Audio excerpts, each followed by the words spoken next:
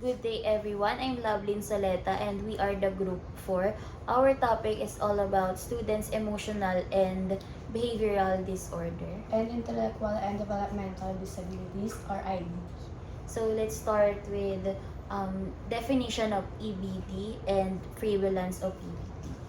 So for my learning objectives, at the end of the lesson, students should be able to first define emotional and behavioral disorder. Second is to appreciate the impact of early intervention on the lives of children with EBD. And the last one is demonstrate the ability to identify potential signs of EBD in a case study. So what is EBD? So there is two definition of EBD. The first one is the idea. IDEA defines EBD as a condition that significantly impact a student's academic performance and social and emotional development. So sa IDEA, ano daw siya, kapag ka naapektuhan yung students na sa performance nila academically dahil sa emotional and behavioral disorders nila. Sa federal naman, more on law siya. Kapag ka yung students is merong one or more signs dito sa liman na to. The first one is an inability to learn that cannot be explained by intellectual, sensory, or health factors. Second is an inability to build or maintain satisfactory interpersonal relationship with peers and teacher. Third is inappropriate types of behavior or feelings under normal circumstances. Fourth is a general pervasive mood of happiness or depression. The last one is a tendency to develop physical symptoms or fears associated with personal or school problems. So, kung meron siyang isa or more na characteristic dito sa limang nabanggit, maaari siyang maka-avail ng services based dun sa federal law definition. Next one naman is yung prevalence of EBD. Ito yung mga bilang ng mga merong EBD. Based sa IDEA data, it shows na 438,867 students na nasa age na 6 hanggang 21 yung nakaka-receive ng special education services for EBD, representing 7.5% of all students with disabilities of 0.67% of all students. Sabi din dito is katulad ng ADHD, mas marami yung mga lalaki na magkaroon ng EBD. Mas marami yung lalaki kumpara sa babae na merong sakit na ganito. So, the causes of EBD on physiological and curriculum and environmental contributors. So, sa physiological contributors, this involves biological factors influencing brain function and emotional regulation. First is genetic predisposition. Example, a child with a family history of depression may be at increased risk of EBD since yun nga, meron silang family history, genetic siya. Maaari din na yung anak or yung yung magiging anak mo, meron ding sakit na, meron ding depression since nasa family history nga. The second one is neurochemical imbalances. An imbalance of serotonin can lead to anxiety and aggression. So sa curriculum contributors naman, educational factors can either trigger or worsen EBD. Example, inadequate instruction. A student struggling with reading may become frustrated and act out. Second is lack of social and emotional learning. A curriculum lacking in conflict resolution skills can lead to increased behavioral problems. And the last is environmental contributors. External factors significantly impact a child's emotional well-being. So, example, yung home environment. Neglect or abuse can severely impact a child's emotional development, increasing the likelihood of EBD. And the last example is school environment. Nagiging factors din yung bullying or yung social isolation. Nagko-contribute siya to anxiety, depression manifesting as EBD. The next topic is So for the next topic is yung characteristics of EBD. So some of the characteristics of EBD can be through academic, social, emotional, and behavioral. So in academic, students with EBD, ito yung mga nagsistruggle para maka-keep up sa mga academic work nila. Then sila rin yung mga possible na may hirap na makapag-focus, ganyan, yung meron silang inconsistent performance in school. Then, which is nag-result na pwedeng makakuha sila ng mga low grades, ganyan. Then, for social naman, ito naman yung pag-socialize nila sa or interacting sa like let's say for example sa friendships or kung sino man yung nasa paligid nila. Then for emotional naman, ito naman yung difficulty nila sa pagko-control ng emotions nila, like for example yung anger, yung sadness, ganyan, or anxiety. Then for the behavioral naman, ito naman yung parang excessive actions nila sa mga nakaka-interact nila. So, for the next topic is the traditional approach to assessment for EBD. But before that, these are my learning objectives.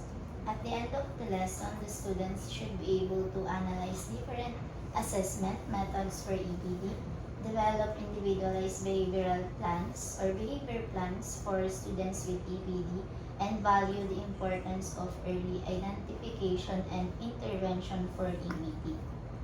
So, what is a traditional approach to assessment for EBD? From the name of the topic itself, ito yung kung paano natin i-assess yung mga person or students rather na merong EBD or emotional and behavioral disorder. So, some of the ways para or to approach or to assess them is to, first one is to focus on function, not just in their behavior.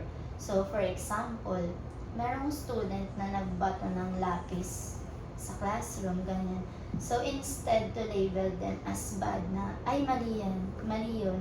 Imbes na i-direct mo sila na pagsabihan ng gano'n, try to consider first kung ano ba yung nafe-feel nila, kung meron ba silang reason, kung ba't gano'n yung naging actions nila, kung may problema ba, and so on, para hindi siya mauwi sa worst scenarios. Another is to use simple observation tools. So, it's simple as taking down notes. Like, gumagawa ka ng checklist, ganyan, on kung ano yung mga behavior nila na napapansin mo or na-observe mo. So, i-include mo doon yung situation, kung paano ba sila as a student, and of course, kung ano yung naging outcome ng behavior nila na yun para ma-keep or for you to stay on track dun sa mga naging actions nila. Next is to talk to students when appropriate. So, say for example, na-notice mo na meron kang student na parang feel upset, ganyan. So, when it's appropriate, you try to ask them, ganun, to approach them nicely. Tanungin mo kung ano ba yung reason, kung ba't ganyan na-feel nila, ganyan. And if they answer naman sa'yo, parang pay attention lang. Listen to them without any judgment. Ganun. Kasi, pwedeng yung isasagot natin sila is mag-result or mag-trigger sa hindi magandang sitwasyon. Then, next one is involve parent or guardians. So, magkaroon ka ng communication sa mga parents nila, ganun. Kasi syempre, anak nila yon or either pamangkin. So, nabibigyan mo sila ng update about sa progress ng student mo. And also, pwede rin kayong magpalitan ng ideas about dun sa student. Kasi syempre, kamag-anak nila yun. So, mas kilala nila yun. Pwede mag-suggest sila, magbigay ng idea if ano ba yung mga bagay na okay sa bata or what, ganyan. Then last is to use positive reinforcement to, ito naman ano lang, try to stay positive always lang. Like for example, if meron kang napansin ng mga small improvement, pwede mo silang i-praise, ganyan. Or if merong mga changes, pwede kang magbigay ng rewards or prizes, ganyan. Kasi with that, nagbibigay yun ng positive effect sa kanila, which is pwedeng makatulong or mas makatulong during their progress. So, I must always remember that each student with EBD is magkakaiba. So, what works for one student may not work for another. Then, for the next one naman is the RTI for identifying students who have EBD. So, say for example, di ba napag-usapan na din to sa mga previous report, yung tier 1, tier 3, tier 3 po. So, say for example, in a classroom, sa tier 1, ito yung parang nakaka-receive pa yung buong classroom ng support, ganyan, ng nagbibigay ng rules, pantay-pantay, in short. Then, let's say merong yung teacher na notice niya na meron pa rin mga students na nagsistruggle pa rin, ganyan. So, then, doon magpo-proceed rather sa tier 2. So, ito naman yung, say, for example, meron ng mga nag-improve doon sa mga na-move sa tier 2, but skill, meron pa rin iilan na mga nagsistruggle pa rin talaga. Then, doon magpo-proceed si teacher sa tier 3. So, ito naman yung gagamitan na or hihingian na ng tulong ng mga specialists, professionals, ganun, para ma-assess yung students natin na nagsistruggle pa rin sa kung ano man yung condition nila. Or EBD, rather. So, that's Now let's talk about the second topic for our group. Let's talk about intellectual and developmental disabilities. For our learning objectives, first, the learners will be able to understand the meaning of intellectual and developmental disabilities. Second, the learners will be able to understand the reality of IDD in its broadness. And lastly, the learners will be able to aspire, which means there's an impact on his or her life for a better future for people with special needs. So, let's talk about what is IDD, or intellectual and developmental disabilities.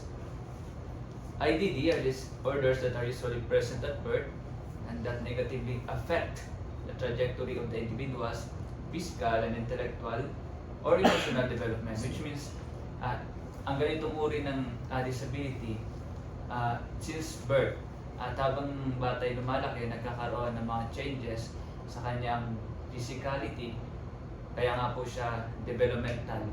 At since merong changes sa pag-develop ng kanyang physical aspect, which is connected sa kanyang mental or intellectual kakayanan ng isang bata. So, some of these conditions are mostly affected the multiple bodies or system of a person or a learner. So, developmental disabilities is medyo broad siya, medyo malawak po siya, kaya nagkaroon siya ng mas specific intellectual and developmental. Hindi lang din siya intellectual lang, kundi meron pong kakibat na developmental. These terms often used to describe situation in which intellectual disability and other disability are present. So, continuous or simultaneous na nangyayari na mga disabilities sa isang tao. Some examples of these are autism, behavior disorders, brain injury kapag nabangga, nabiyak ang utak. So, yun, kakaroon po ng mga effects sa kanyang learnings. Cerebral palsy, Down syndrome, fatal alcohol syndrome, intellectual disability, and spina bifida. Then, let's talk about the other systems or systems of the body na naapektuhan po ng IDD. So, hindi lang siya intellectually, kundi meron din sa kanyang katawan. So, let's talk about nervous system. So, this disorder affect how the brain, spinal cord, and nervous system function which can affect intelligence and learning. Which means po, kapag ang isang tao ay nagkaroon po ng, sabihin natin, problema sa kanyang like spinal cord, the physical aspect of a human, meron din po siyang epekto sa kung paano siya natututo. Like kapag ang isang tao po ay meron pong like nabangga, nabalian ng buto sa likod, it could affect his learning na minsan po ay either madali siya makalimot o kaya naman po ay mabagal po yung pag-process ng utak niya dahil meron pong impact sa kanyang nervous system. At even sa kanyang pagsasalita, speech, at kahit sa kanyang pagkakaroon ng seizures, like kakaroon po ng atake. So, pag isang bata po na sa school, tapos bigla po siyang atake na magkakaroon po siya ng episode, madi-disturb or magkakaroon po ng disruption doon sa kanyang learnings. So, next one is sensory system. From the word itself, sensory, which means it affects the 5 senses of the body. The sight, hearing, touch, taste, and smell. And by this, the brain processes or interprets based sa kung ano po yung nare-receive ng mga sensors natin. So, if meron po dyan isa na defective or nagkaroon ng problema, maapektuhan din. Halimbawa, kung isang tao po ay malabo ang kanyang mata, medyo hirap po siyang matuto. Dahil kung kailangan niya magbasa ng mga books to learn, medyo problema sa kanya ang pagbabasa. At ang iba naman is sensory type of persons, kailangan nilang ma-feel yung isang bagay para matuto sila. Kapag ang isang bata ay habang lumalaki, meron po mga bata na mas gusto nilang nararamdaman ang, halimbawa po kapag naglalaro po yan, gusto nila na nahawakan yung buhangin dahil mas nananatili yung learnings kapag ganon. Iba siya sa kapag isang tao lang, isang bata sa loob lang ng bahay, then nakikita niya sa picture yung buhangin pero hindi niya nahawakan. So, kapag meron pong problema sa kanyang pakiramdam, hindi po ganon kalalim yung kanyang tutunan. Either theoretically alam niya, pero experientially medyo problema. So, metabolism naman. So, these disorders affect how the body uses food and other materials for energy and growth. Which means po, kapag ang isang bata po ay may problema po sa kanyang metabolism, mabagal po ang kanyang metabolism, either madali po siya magkasakit.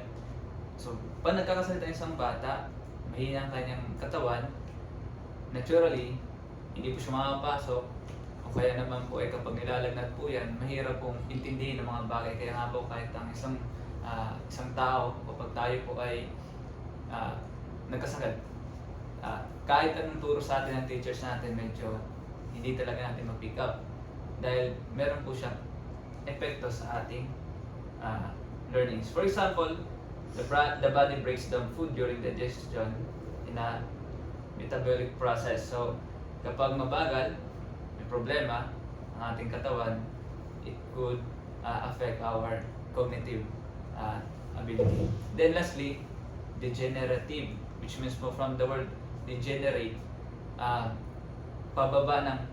Kumbaga, this aspect ay dati marunong ka sa mathematics, habang tumatagal, habang tumatanda, medyo humihina, lalo kapag either sa food, routine sa buhay, sa habits mo. Kung dati nung bata ka ay flexible ang mga katawan mo, tapos habang lumalaki ka, ang ginagawa mo na lang ay nabibisyo ka, hindi ka na naglalaro ng basketball o kaya hindi ka nagiging active physically. Meron siyang effect sa'yo. O kaya naman ay kung dati ay gusto mo mag-gitara, umawit, kumanta, tapos bigla ka natigil kapag kumanta kayo para ka ng manok na tumitilaw. So, ganun po yun. So, bumabagal or degrading yung learnings ng isang tao because of this IDD effect sa atin. Then, let's talk about Developmental Disability Act, Section 102, which means the term developmental disability means a severe chronic disability of an individual 5 years of age or older than that. Sa act po na ito, ang lahat po na may sakit, sabihin natin meron pong disability, impairment, or combination of it, ay meron po silang natatanggap po ng mga tulong from our government. So, meron po silang support either in healthcare, education, transportation. Meron po silang allowance. Then Republic Act na number 7277, also known as the Magna Carta Act, Carta for Persons with Disability. This law, the Philippines, that aims to ensure equal rights, which means po kahit po yung mga persons with IDD, they receive educational, employment, healthcare, transportation, even voting. Lahat po ito ay meron po silang rights at they can access this through our government. They can also assemble, organize, and have accessibility na wala pong hadlang sa kanila or hindi sila cast out sa ating community. And also, civil rights that guarantees political and they can vote. They are part of citizenship of the Philippines. Then, the prevalence naman po tayo. So, the prevalence of intellectual and developmental disabilities, according to this study, according to University of Minnesota, as of 2016, 7.37 million of people in the United States had intellectual or developmental disabilities. Ganun po karami, which means po hindi siya easy na problema, seryoso siya. At as educators, it also good para makita natin yung ganung uri na possible, hindi natin alam, yung ating palang student is degenerative siya. So, pwede natin silang matulungan. Hindi tayo magiging hadlang, like noon, nung unang panahon pa ni Kopong, kapag ang isang bata ay walang alam, talagang dinidegrade sila tapos hindi pa sila in-accept sa community. Imbis na naging cast-out o kaya naman na yung ginagawa sa kanila, mga slave. Pero sa atin ay, as teachers, as educators, kailangan natin silang tulungan. Then, according to Cordero Day 2024 in his article, in 2019, according to him, in 2019 there were approximately 317 million children and adolescents with health conditions that contribute to developmental disabilities globally, which means including po dito yung IDD at nabanggit po kanina ABD at lahat po ng disabilities na ating pong tatalakay. So in the Philippines, there were over 1.4 million persons. So 1.4, marami na po yung 1.4 million. So as teachers, we can expect na meron tayong magiging mga students in the future na maaari merong mga IDD. So how can we help them? Through inclusive education. So for our ending na po, so intellectual developmental disabilities are not hindrances. Hindi talaga sila problema. Parang isang tao na meron ganitong uri ng disability ay hindi na matuto. Tayo as educators are the bridge to make learning accessible to the learners with IDD. So open naman yung government, open naman yung community. Tayo yung parang magko-connect sa mga tao nito to them. So, yun lamang po at hoping ay natuto pa tayo about IDD. So, the next one, the causes and characteristics of IDD shall be reported by next reporter. Thank you. So now let's talk about the causes of intellectual and development disability, which is IDD. So there are two factors of IDD, which is the first one is um, physiological and environmental factor. So before that, my learning objectives at the end of the lesson, students should be able to define the causes of intellectual and development disabilities, identify and understand genetic disorder, prenatal factor, and birth complications. And for the last is identify and understand curriculum-related factors and environmental contributors. So first, in physiological, there is genetic disorder. So we all know naman na lahat ng disabilities malaking chance na makukuha natin siya in genes. Like, so, if ang genetic disorder is makukuha natin siya sa mga angkan nila, hindi lang siya sa malapit na angkan, kundi kahit na nasa malayong angkan na, malayong kamag-anak na is magkakaroon pa rin tayo ng IDD kung may IDD yung iba nating angkan. So, in genetic condition can lead into IDD by affecting the structure of the function of brain. So, for the second one is prenatal factors. So, dito naman sa prenatal factors, dito naman nakita natin yung maternal infections, which is, ito yung bago pa, which is during birth, during pregnancy of the mother. So, if the mother during pregnancy, it can affect to their babies. So for example, during your pregnancy is umiinom ka ng alak, sobrang inom ng alak, ganyan, and then nagtitake ka ng drugs, and nagtitake ka ng drugs, and nag-i-smoke, ganyan. Sigarilyo nag-i-smoke, ganyan. If ginagawa mo yan during your pregnancy, it can affect the baby. And yung mga pwedeng ma-diagnose nito is, which is yung mga may ADHD, autism, and yung mga may Down syndrome. So for the third one is birth complications. So dito naman is yung premature birth. So dito naman is kapag kulang ka sa buwan, it can affect also the babies na magkaroon ng IDD. So, kunyari is kulang sa buwan. So, syempre, imposible na talagang imposible na rin maging normal yung isang bata if premature birth yung isang bata. So, for the second is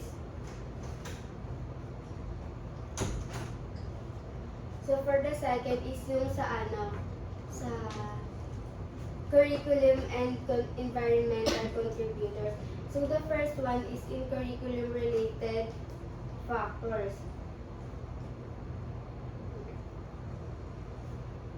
So dito naman is, so first one is lack of individualized instructions. Dito naman is hindi yung mga may IDD is magkakaroon sila ng struggle sa environment nila because of the learning styles. Hindi siya magiging hindi siya magiging priority ng environment kapag may IDD ka kung lack of instruction yung environment na kinabibilangan mo. So for the second one is environmental contributors, which is ito naman yung mga yung mga socio-economic factors, which is yung ito naman sa mga healthcare and nutrition. Kung hindi lang naman kasi, yung IDD kasi, hindi lang siya during pregnancy, during birth, rin siya, kapag ka sabi ni Kuya na kapag, pag nanganak na yung isang mother, is pwede pa rin siyang mag-cause ng IDD because of malnutrition, ganyan. And hindi maayos na healthcare sa environment nyo, and then more on lack of resources can also reduce access to early intervention services that might prevent or minimize development delays. So that's all for the causes of IDD. So for the characteristic of IDD is presented by Dajo. So for my topic, which is the characteristic of intellectual and developmental disabilities, which is IDD, here are my, before we start, here are my learning objectives. For my learning objectives, we have this. At the end of the lesson, students must understand the cognitive adaptive characteristic of individuals with IDD, and also determine and promote early identification of IDD and diagnosis of IDD. And for the last is develop individualized education plans and support strategies. Before we start, let me define first what is IDD. IDD is IDD stands for intellectual and developmental disabilities. That these are the group of conditions that affect a person's intellectual functioning, adaptive behavior, such as social skills and daily living skills and development. Individuals with IDD may have challenges with learning, problem solving, communication in daily tasks, but the severity can vary greatly from person to person. Intellectual disabilities specifically refers to a limitation in an individual intellectual functioning. Here are the common types of IDD.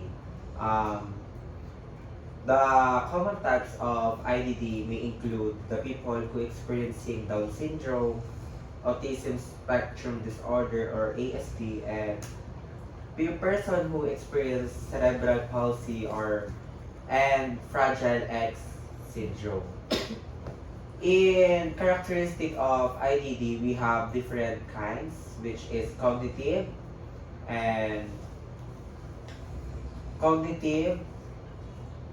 adaptive behavior, and behavioral characteristic. When we say cognitive, ito yung isip ng tao. Kapag sinabi naman natin adaptive, ito yung social or yung everyday na ginagawa ng isang tao. And yung behavior, ito yung pumapasok kung ano yung nagiging emotion and kung ano yung mga behavioral challenges na nararanasan ng isang tao. So first, the cognitive characteristic of IDD may have lower IQ, learning difficulties, and memory retention. First, lower IQ. Intellectual disabilities are IDD who experience this kind of cognitive characteristic, which is lower IQ, are often identified by IQ score that are significantly lower than average, usually below 70 or 75. Yung mga tao na nakakaranas nito ng disabilities na ito is mababa yung kanilang yung kanilang IQ, which is pumapasok din dito sa ating learning difficulties na some people with IDD may take longer to learn new concept requiring more repetition and support. Sabi dito na kailangan yung mga tao na nakakaranas ng IDD is kailangan nila na mag-require ng repetition and kailangan nila ng extra help or support para maka-cope up sila sa mga lessons na kailangan ituro sa kanila. And for the last characteristic of IDD which in cognitive is the memory and attention. Individuals may have trouble with short-term memories and may struggle to maintain attention or follow a concept or complex instructions. Some people with this kind of disability is nahihirapan talaga sila sa in their everyday living, and also nahihirapan sila na magkaroon ng sapat na learning sa mga tinuturo o sa mga lesson na tinuturo sa kanila dahil nga meron silang ganitong type ng disabilities. So next is yung sa adaptive behavior characteristic. In adaptive behavior characteristic, we have three different types also, which is communication, daily living, and social skills. When we say communication, in IDD, individuals with IDD may experience challenges in expressing themselves clearly and may use alternative ways communication method. Some people may experience hirap silang makipag-communicate sa mga kapwa nila tao, lalo na sa mga tao ay sa mga person na walang disabilities. Parang yung pagko-cope up nila is hindi siya enough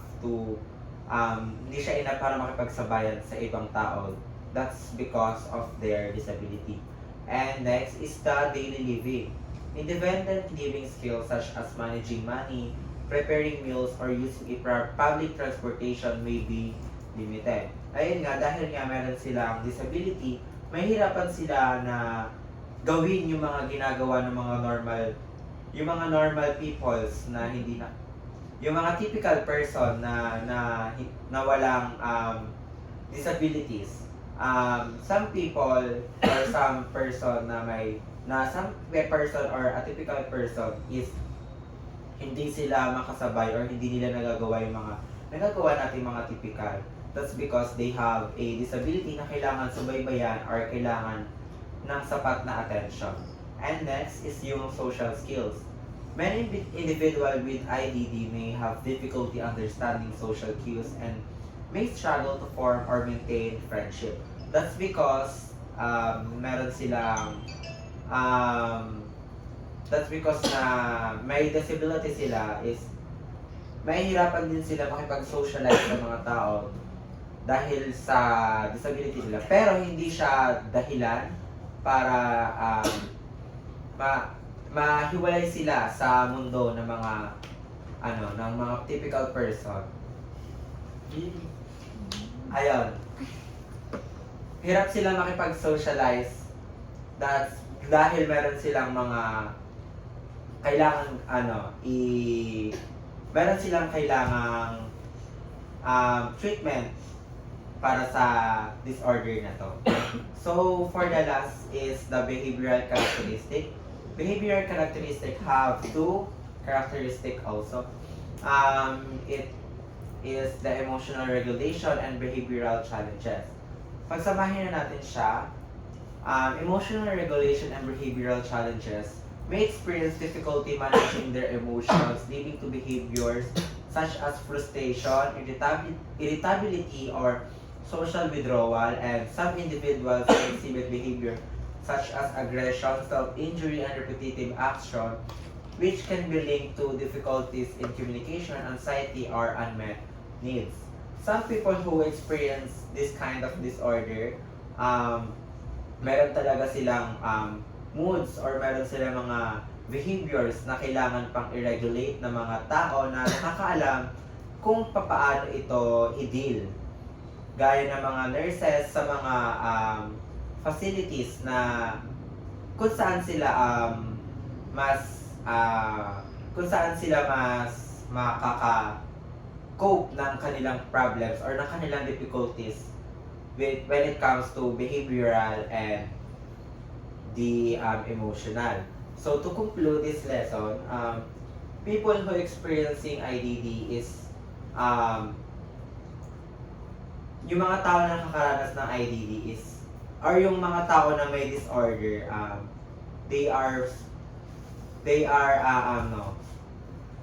kailangan natin silang i-accept at kailangan natin silang pahalagahan dito sa ating mundo dahil in this kind of lesson, matututunan natin kung paano nga ba tayo magiging as one bilang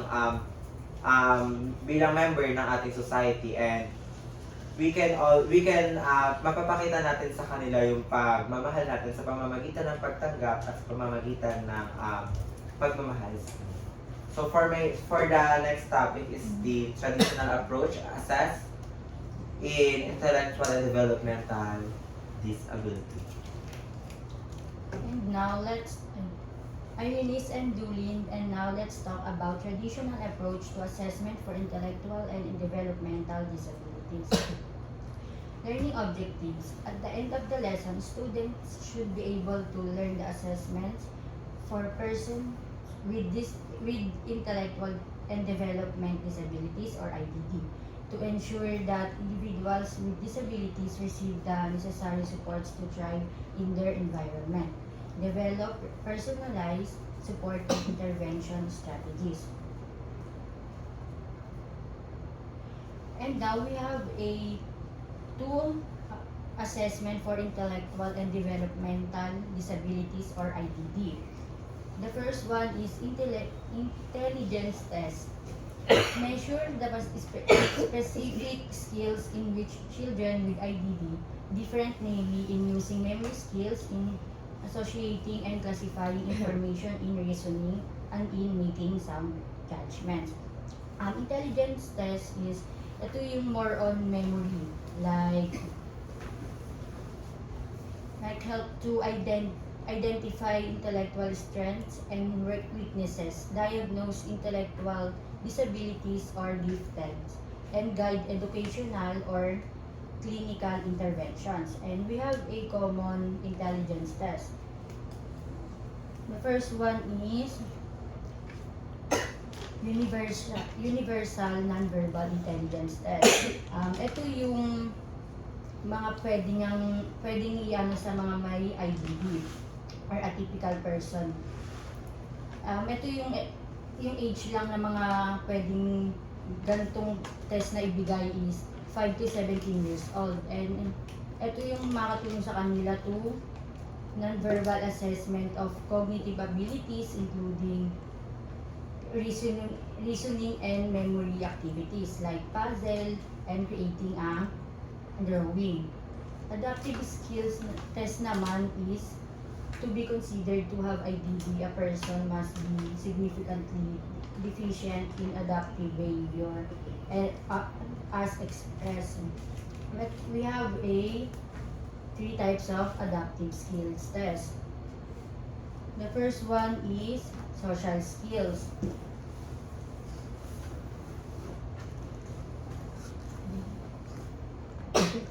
Yung social skills naman is ito yung to communicate to others. Like, syempre kailangan natin silang turuan kung paano makipag-communicate sa atin. Hindi naman tulad ng mga typical person na tayo kaya natin agad makipagsabayad sa mga usapan nila. Samantalang yung mga atypical person naman is mahirap silang intindihin, ganun, or mahirap silang kausapin. Kailangan yung pakikipag-usap natin sa kanila is yung mas maintindihan nila yung mga sinasabi natin.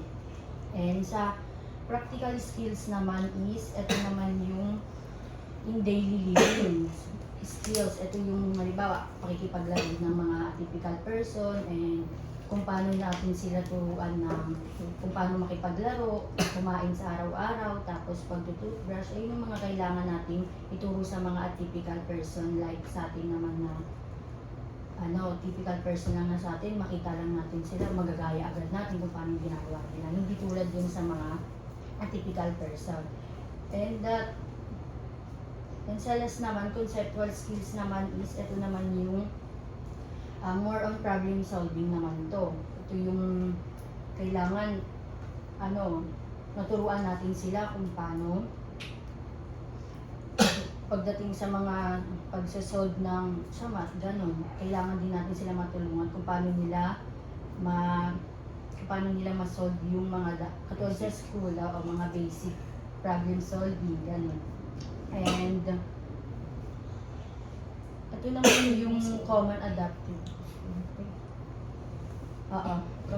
skills test is ito yung adaptive behavior assessment system and scales of independent behavior, diagnostic adaptive behavior scale.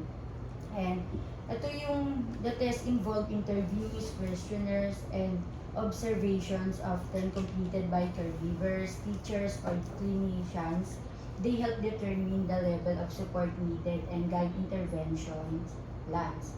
The conclusion typically summarize finding from standardized tests, observation, and clinical evaluation. To focus is on diagnosing disabilities based on deficits in cognitive, adaptive, and functional skills.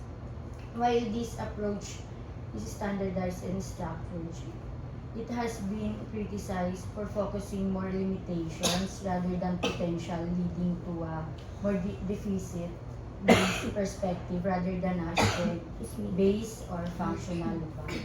And that's all my report.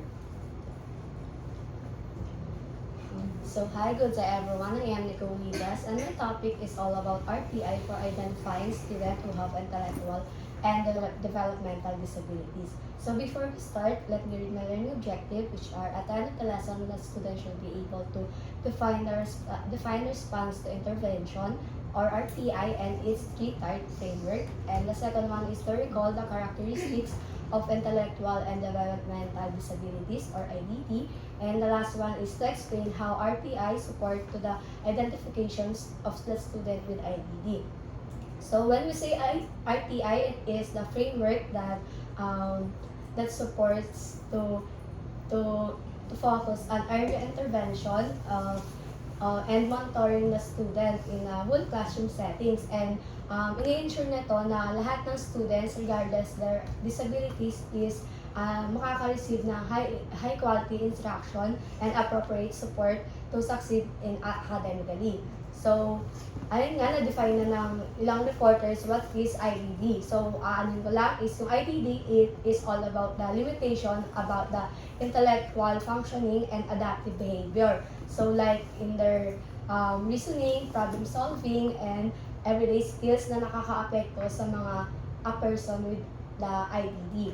So, yung RTI, meron siyang Tier 3, 1, 2, 3, and yung Tier 1 is universal instruction. So, sabi dito is all students must receive a high quality instruction and general education. So, ini-ensure na ito nga na lahat ng student in a classroom settings or regardless their disability is makaka-receive ng high quality inclusive education na to meet their student needs, like that. So, yung Tier 1 is pangkalahatan siya regardless their disabilities. Yan. So, yung Tier 2 naman is all about the targeted intervention students. So, yung Tier 2, it is identified na yung student na nag-struggle when it comes to Tier 1, which is sa pangkalahatang classroom siya. So, yung Tier 2 is group support siya na, kunyari, for example, a student with IDD is mahirap siyang lead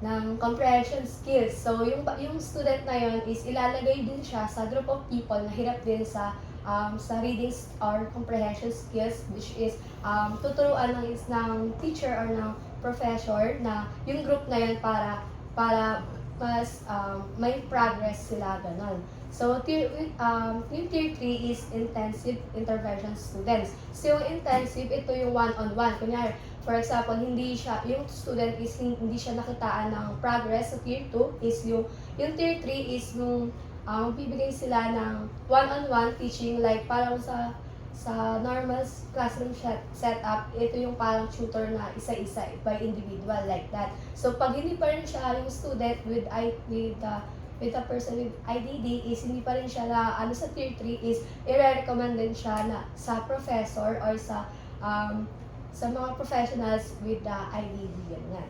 So, that's all about the RTI or the response to intervention. So, my second topic is all about the comorbidities, refers to the occurrence or two or more disorder or condition in the same individual. So, ito yung for example, a person with IDD is meron din siyang mental health disorder, like that. Meron siyang dalawang disorder or conditions sa isang individual. So, yung common comorbidities dito is yung mental health disorder. So, many individuals with IDD experience symptoms of depression or anxiety. So, example dito is yung nag-show sila ng social withdrawal or nang-i-irritate, ganyan, and the changes in appetite or sleep patterns, like that. So, the second one is about the autism spectrum disorder or ASD. So, an individual with IDD and ASD may struggle with both intellectual delays and hirap din makipag-socialize and communicate with the other person. So, the number 3 is attention deficit hyperactivity disorder, or a child with IDD and ADHD might struggle to stay on the task in a classroom settings, or and impulsive behavior, and yung nakaka-apekto yun sa pag-aaral niya in a classroom setting. So, the number 4 is seizure disorder or epilepsy na tinatawag. So, yung seizure in individual with IDD can lead to increase the safety concern na kung yung tao nasa environment nila like that. So, the ability to engage in some activities independently. Hirap silang makapag-engage with them when tense itself lang. So, the last one is sleep disorder. So, a child with IDD may experience madalas na naglalakad during the night, and nakaka-apekto din ito sa kanilang mood, behavior, and the ability to focus during the day. So, that's all po for my time.